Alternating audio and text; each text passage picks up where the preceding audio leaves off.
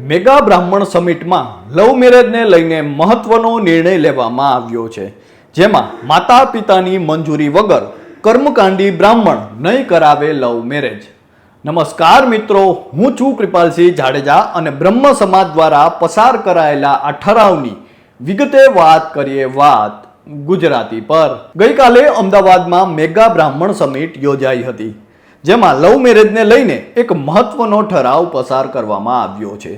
જેમાં મેગા બ્રાહ્મણ સમિટમાં નિર્ણય કરાયો હતો કે માતા પિતાની મંજૂરી વગર કર્મકાંડી બ્રાહ્મણો લગ્ન નહીં કરાવે. સમિટમાં બ્રાહ્મણ સમાજના અગ્રણીઓએ મંચ પરથી કહ્યું હતું કે કોઈ પણ સમાજના યુવક કે યુવતી, આપણા બ્રાહ્મણ સમાજના જ નહીં કોઈ પણ સમાજના યુવક કે યુવતી જ્યારે કોઈ પણ દીકરી મોટી થાય અને ઘરેથી ભાગી જાય ત્યારે એના માતા પિતાને ઘણું વેઠવું પડે છે, ઘણી તકલીફો સહન કરવી પડે છે અને એના કારણે જ સમાજમાં ક્યાંય મોઢું બતાવવા જેવું રહેતું નથી. કાયદો એવું કહે છે કે 2 સાક્ષીઓ લાવો એટલે લગ્ન થઈ જાય, પણ લગ્ન માટે સનાતન ધર્મ પ્રમાણે, વૈદિક સંસ્કૃતિ પ્રમાણે જ્યારે કોર્ટમાં સર્ટી લેવા જાઓ ત્યારે હિન્દુ શાસ્ત્રોક્ત વિધિ પ્રમાણે તમે મેરેજ કર્યા છે કે કેમ એના સર્ટી રજૂ કરવા પડે છે.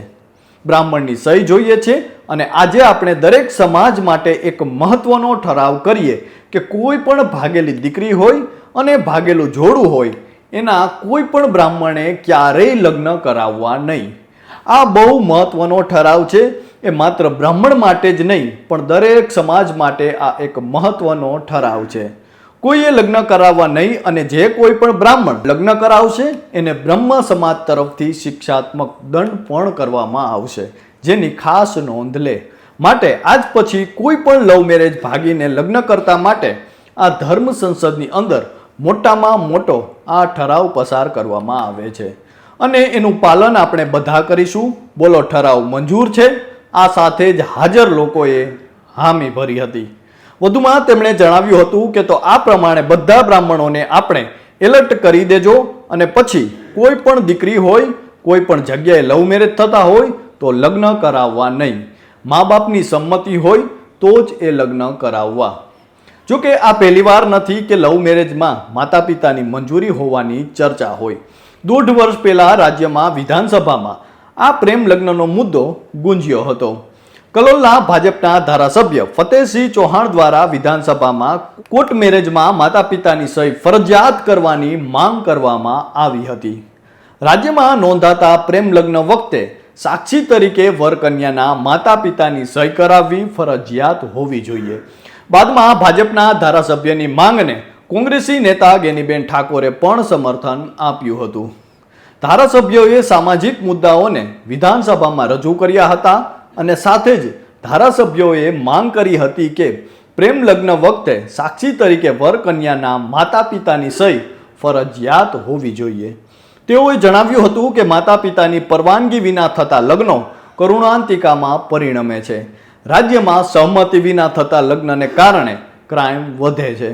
પ્રેમ લગ્નમાં માતા પિતાની સહી લેવાનો નિયમ ફરજિયાત કરવો જોઈએ. સાથે જ લવ મેરેજ રજિસ્ટ્રેશન માટેના કાયદામાં ફેરફાર કરવાની પણ જરૂર છે.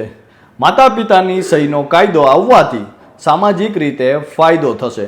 મહત્વનું છે કે થોડા વર્ષો અગાઉ ગેનીબેને ગૃહમંત્રીને પત્ર લખ્યો હતો કે સમાજમાં બદનામીની છાપ ધરાવતા લોકો દીકરીઓને લોભ, લાલચ, પ્રલોભન આપીને તેની નાદાનીનો અને તેની ભોળપણતાનો લાભ ઉઠાવીને દીકરીઓના મા બાપ, સગાવાલા અને સમાજને અંધારામાં રાખી ભગાડી લઈ જઈને કાયદાનો ઉપયોગ કરીને લગ્ન બીજા જિલ્લાઓમાં જઈને કરે છે.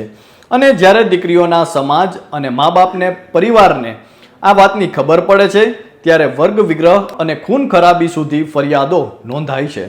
તે પરિવાર ઉપર તેનો સમાજ અને બીજા સગાવાલા નફરત કરે છે. તે કુટુંબ તમામ રીતે તૂટી જાય છે.